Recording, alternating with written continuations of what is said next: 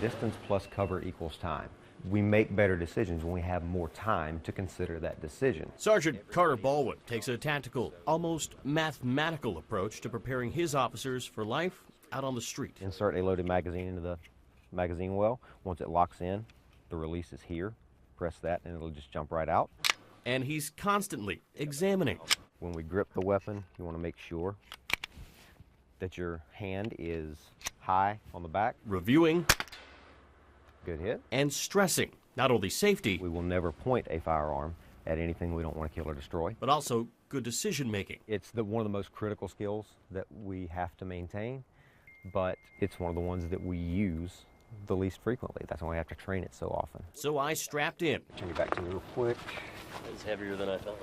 and buckled up. I'm going to place this weapon in your holster. I want to give you a few practice draws. Grab the top of the slide, rack it to the rear. I'll take a couple of shots at that window. There you go. Then it was time to hit the training course. 3 scenarios testing more than just my aim. Inside this room are several targets that are just paper targets. Some of them are presenting you with a deadly force threat, some are not. So you'll make a decision whether it's necessary to shoot one. If so, do so. If not, don't. And to get the blood flowing and adrenaline pumping, 14. 15 burpees. All right, go ahead and draw your weapon and head on inside. 3 shots fired. 3 targets hit. Good decision making. I don't know what that guy's got. You were able to see that that guy's not holding a firearm, that guy is not holding a firearm, and this same guy actually is holding a firearm, and we engaged the correct guys. My newfound confidence, however, short-lived. You're being dispatched to a local park for a complaint of a gentleman behaving erratically. He's walking around talking to himself. Sir, can I talk to you for just a second, please? After ignoring several commands, the suspect threw a ball. Sir, that's a knife. Put that down right now. You're gonna have to freeze. My heart rate skyrocketed. Sir, stay right where you are. Hands shaking. Sir? My movements staggered. I'm not gonna tell you again. Back up. Sir, I'm gonna need you to get on your knees, put the weapon down. My reaction, You understand me? not to shoot. On your knees. On your knees. But was this the right call? Put your hands behind your back. Honestly, a really good job. Difficult situation, the person's not communicating with you. And when he pulls that knife out, a lot of people might have shot him right there. And he's presenting a deadly force threat at you. You gave him the benefit of the doubt, that which is what we try to encourage everyone to do. Baldwin says using force comes down to 3 factors: ability to harm, opportunity, and jeopardy.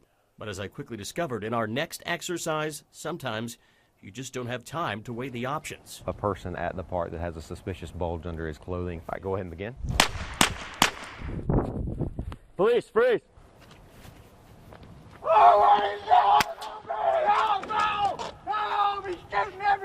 All right, John, good shot. Did he need to get shot? No, he did not need to get shot. Okay. So why did you shoot him? Somebody was running at me, and before he yelled help, I pulled the trigger.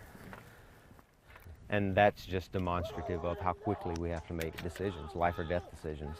That shooting, unjustified.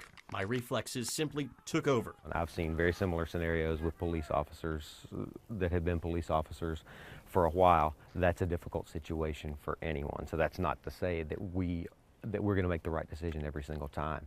We're people too.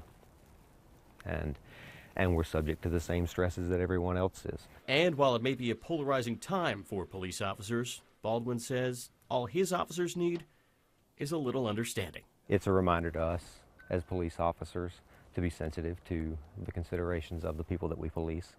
And it's, I think, a reminder to the community that we're humans and we really are here.